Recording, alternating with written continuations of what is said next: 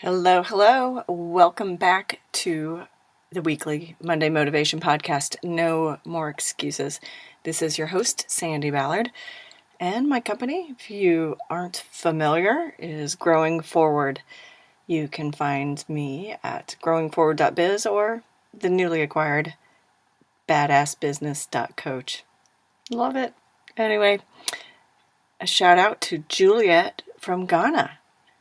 Thanks for following me on Instagram, and how cool. I have a follower from Ghana, it's been really cool to again, hear where you're listening from and have you connect with me on whichever social media platform, Twitter, LinkedIn, Instagram, Facebook, all that good stuff. So really appreciate that. And thanks, like I said, thanks Juliet for reaching out to me. And thank you for listening and for sharing these podcasts on your social media platform or through email. And what's next, right? What's next? That was last week's podcast. Maybe I created that exercise because I'm always thinking about what's next myself. And it just really has come up a lot, but it's really a matter of just getting my clients and everyone, all of you, to think about what's next. I mean, it's only 2 months into 2.5 months into the 2019, but the question is, what next helps you get out of the rut, the wash, rinse, repeat of life and business and everything, right?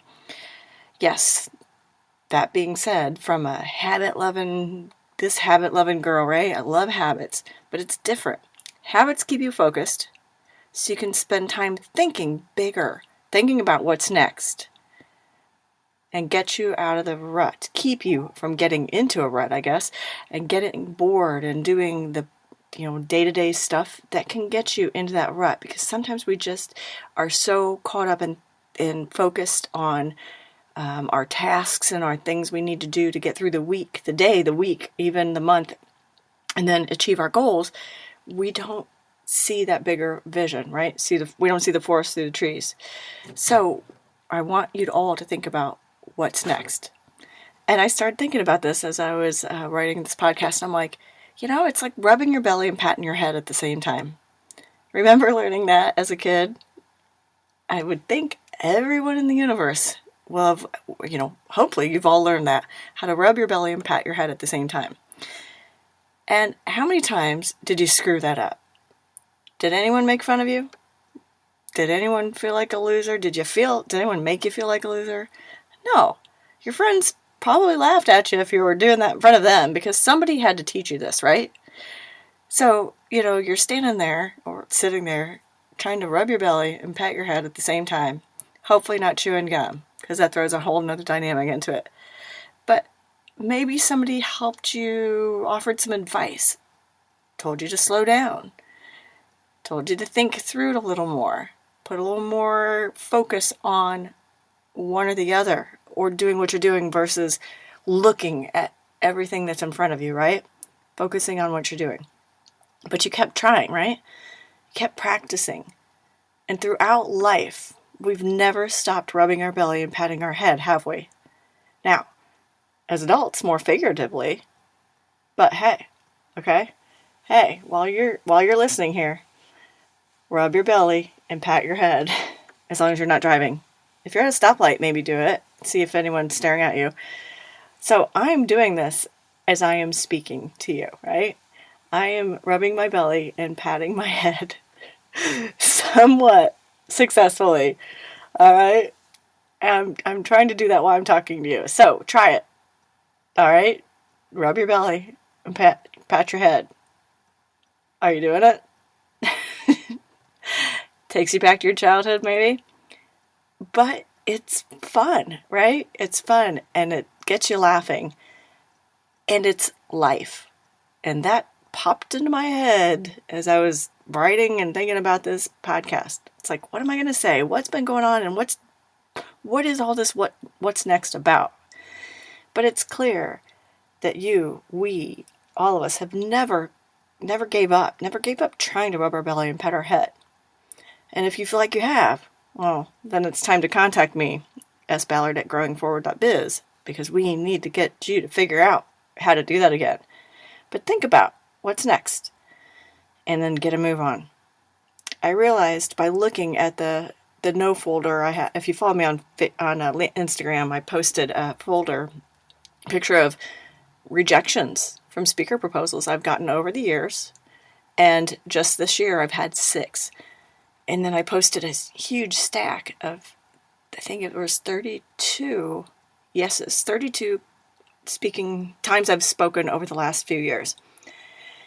You know, as I was looking at that folder of no's, and I had the 6 rejections for this year, I got thinking about what I was doing. And I had been applying to the same conferences that I had always been applying to. So, and some of these take 8 to 10 months. You have to apply 8 to 10 months ahead. So right after the conference ends, you're on, right? So I was in the wash, rinse, repeat cycle. It's like, okay, put a calendar reminder on to apply for this conference. But what's next? Upping my game is what's next. Looking at other organizations, getting my profile onto other speaker websites, and asking, right? Why? Because I love it. I love to speak. It's energizing. It's like, you know, sharing. I love sharing my experience and my experiences. I love hearing stories from the people and the aha moments from the people in the audience. I love getting the feedback where someone said, gosh, just something you said, that one little thing that you said resonated with me. And, you know, or they'll email me afterward and say they put into their processes something I said, and they change their mindset, they change their process, they change their outlook. And that gives me that just gives me so much energy, energizes me, and it makes me feel significant. But speaking isn't all I do, obviously. And yes, the why is huge. It's the big buzzword now. Understand the why, and you'll understand and agree and all that shit, right? It is true. But what's your motivation? That's the why. Everything you do should be to achieve your overarching goal. It should be for you. I hear people say, I'm doing it for my family, I'm doing it for my kids, I'm doing it for God, I'm doing it for X, Y, Z, whatever. But you're doing it for you. If you're achieving the better version, the bigger version, the whatever you want to call it of you, if you're achieving your overarching goal, being able to, definitely not spoil, but being able to take care of your children or do more for them or provide for them, that's the word I was looking for them, provide for them in a bigger way than you were, or, you know, we always say we want to do more for our kids than we're done for us. Well, I don't know why, but I guess it depends on how you were taken care of as a child. But if you're achieving your overarching goal, then being able to provide for them is the result of that. Being able to have the time to volunteer, to do whatever XYZ, that's the result of achieving your overarching goals. So that's your why. You are your why. I hope you understand that, and I can preach that until the day I die. And that's the whole thing, is so rubbing your belly and patting your head is all part of this game we call life. It's all part of this quote-unquote balance. It's all part of getting it all done. And it's all part of what's next. So this week, I want to make sure, if you haven't already, determine what's next, clarify your why, and practice rubbing your belly and patting your head. And for you, whoever posts a picture in the comments section or emails me a picture, post it on whatever social media outlet you are connected with me on, post a picture of you rubbing your belly and patting your head. I would really love to see that. All right? And when you do, I will put all those names in a drawing to win a coaching session, a phone call coaching session with me. All right? So I'd love to hear it. I'd love to see it. And I can't wait to hear from all of you.